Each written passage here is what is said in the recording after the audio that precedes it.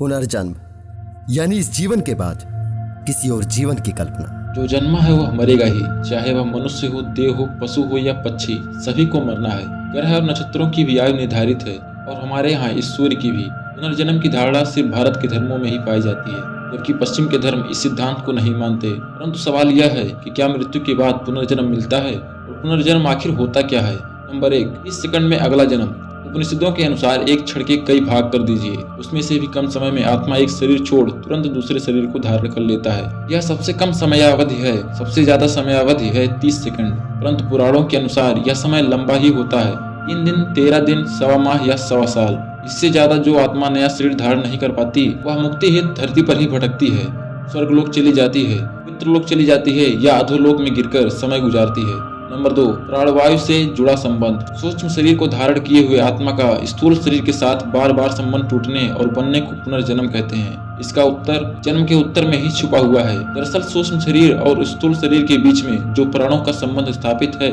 उसका संबंध टूट जाना ही मृत्यु है और उसका जुड़ जाना ही पुनर्जन्म है। नंबर 3, मुक्त जरूरी। कर्म और पुनर्जन्म एक दूसरे से जुड़े हुए हैं।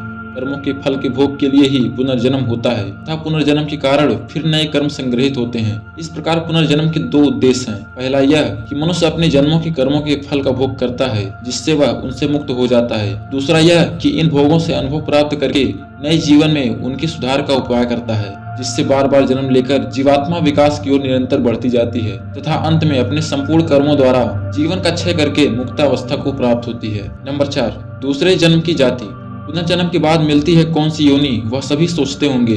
जन्म को जाति भी कहा जाता है, जैसे वनस्पति जाति, पशु जाति, पक्षी जाति और मनुष्य जाति। कर्मों के अनुसार जीवात्मा जिस शरीर को प्राप्त होता है वह उसकी जाति कहलाती है। यदि अच्छे कर्म किए हैं तो कम से कम मनुष्य से नीचे की जाति नहीं मिलेगी, बुरे कर्म किए हैं तो कोई गारंटी नहीं। नंबर 5, पुनर्जन्म पर शोध। गीता प्रेस गोरखपुर ने भी अपनी एक किताब परलोक और पुनर्जन्मांक में ऐसी कई घटनाओं का वर्णन किया है जिससे पुनर्जन्म होने की पुष्टि होती है। वेदमूर्ति तपोनिष्ठ पंडित श्री राम शर्मा आचार्य ने एक किताब लिखी है, पुनर्जन्म एक ध्रुव सत्य। इसमें पुनर्जन्म के बारे में अच्छी विवेचना की गई है। पुनर्जन्म में रुचि रखने वालों को ओशो की किताबें जैसे विज्ञान भैरव तंत्र के अलावा उक्त 2 किताबें जरूर पढ़ना चाहिए।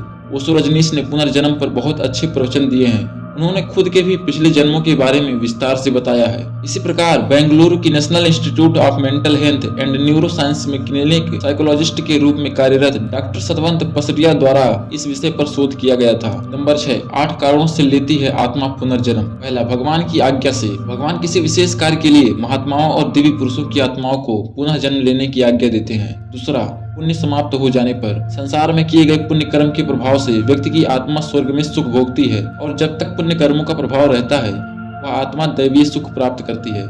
जब पुण्य कर्मों का प्रभाव खत्म हो जाता है तो उसे पुनः जन्म लेना होता है। तीसरा, पुण्य फल भोगने के लिए। कभी कभी किसी व्यक्ति द्वारा अत्यधिक पुण्य कर्म किए जाते हैं और उसकी मृत्यु हो जाती है, तब उन पुण्य कर्मों का फल भोगने के लिए आत्मा पुनः जन्म लेती है। चौथा, पाप का फल भोगने के लिए। पांचवा, बदला लेने के लिए। आत्मा किसी से बदला लेने के लिए पुनर्जन्म लेती है।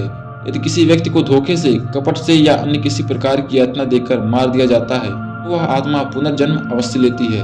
छठा, बदला चुकाने के लिए। सातवां, अकाल मृत्यु हो जाने पर। आठवां, अपूर्ण साधना को पूर्ण करने के लिए। नंबर 7, इस तरीके से जाने अपना पिछला जन्म। इसे जाति स्मरण का प्रयोग कहते हैं। इसके बारे में आपने पढ़ा ही होगा। जब चित्त स्थिर हो जाए अर्थात मन भटकना छोड़कर एकाग्र होकर श्वासों में ही स्थिर रहने लगे तब जाति स्मरण का प्रयोग करना चाहिए। जाति स्मरण के प्रयोग के लिए ध्यान को जारी रखते हुए आप जब भी बिस्तर पर सोने जाएं तब आंखें बंद करके उल्टे क्रम में अपनी दिनचर्या के घटनाक्रम को याद करें।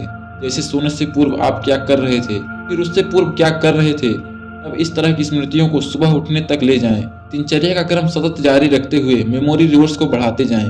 ध्यान के साथ इस जाति स्मरण का अभ्यास जारी रखने से कुछ माह बाद जहाँ मेमोरी पावर बढ़ेगा वहीं नए नए अनुभवों के साथ पिछले जन्म को जानने का द्वार भी खुलने लगेगा। जैन धर्म में जाति स्मरण के ज्ञान पर विस्तार से उल्लेख मिलता है। इसके अलावा योग में अष्टसिद्धि के अलावा अन्य 40 प्रकार की सिद्धियों का वर्णन मिलता है। उनमें से ही एक है पुनर्जन्म ज्ञान सिद्ध योग। इस योग की साधना करने से व्यक्ति को अपने अगले पिछले सारे जन्मों का ज्ञान होने लगता है। यह साधना कठिन जरूर है लेकिन योगाभ्यासी के लिए सरल है। सम्मोहन क्रिया से भी पिछला जन्म जाना जा सकता है। नंबर 8, मरने के बाद कौन कहाँ चला जाता है। यजुर्वेद में कहा गया है कि शरीर छोड़ने के पश्चात जिन्होंने तप ध्यान किया है वे ब्रह्मलोक चले जाते हैं, अर्थात ब्रह्मलीन हो जाते हैं। कुछ सत्कर्म करने वाले भक्तजन स्वर्ग चले जाते हैं, स्वर्ग अर्थात वे देव बन जाते हैं। राक्षसी कर्म करने वाले कुछ प्रेत योनि में अनंत काल तक भटकते रहते हैं और कुछ पुनः धरती पर जन्म ले लेते हैं। जन्म लेने वालों में भी जरूरी नहीं है कि मनुष्य योनि में ही जन्म लें, गति कई प्रकार की होती है। प्रेत योनि में जाना एक दुर्गति है। नंबर 9, जन्म चक्र। पुराणों के अनुसार व्यक्ति की आत्मा प्रारंभ में अधोगति होकर पेड़ पौधे कीट पतंगे पशु पक्षी योनियों में विचरण कर ऊपर उठती जाती है और अंत में वह मनुष्य वर्ग में प्रवेश करती है। मनुष्य अपने प्रयासों से देव या दैत्य वर्ग में स्थान प्राप्त कर सकता है। वहां से पतन होने के बाद वह फिर से मनुष्य वर्ग में गिर जाता है। यदि आपने अपने कर्मों से मनुष्य की चेतना के स्तर से खुद को नीचे गिरा लिया है तो आप फिर से किसी पक्षी या पशु की योनि में चले जाएंगे। यह क्रम चलता रहता है, अर्थात व्यक्ति नीचे गिरता या कर्मों से ऊपर उठता चला जाता है। नंबर 10, प्रारब्ध कर्म। यही कारण है कि व्यक्ति को उसके कर्मों के अनुसार जीवन मिलता है और वह अपने कर्मों का फल भोगता रहता है। यही कर्म फल का सिद्धांत है। प्रारब्ध का अर्थ ही है कि वह पूर्व जन्म अथवा पूर्व काल में किए हुए अच्छे और बुरे कर्म जिसका वर्तमान में फल भोगा जा रहा हो।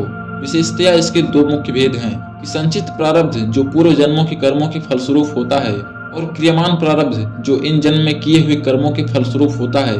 इसके अलावा अनिच्छा प्रारब्ध, परेच्छा प्रारब्ध और स्वेच्छा प्रारब्ध नाम के 3 गौड़ भेद भी हैं। प्रारब्ध कर्मों के परिणाम को ही कुछ लोग भाग्य और किस्मत का नाम दे देते हैं। पूर्व जन्म और कर्मों के सिद्धांत को समझना जरूरी है। दोस्तों, आपको अगर ये वीडियो पसंद आई हो तो वीडियो को लाइक करके चैनल को सब्सक्राइब जरूर कर लीजिए।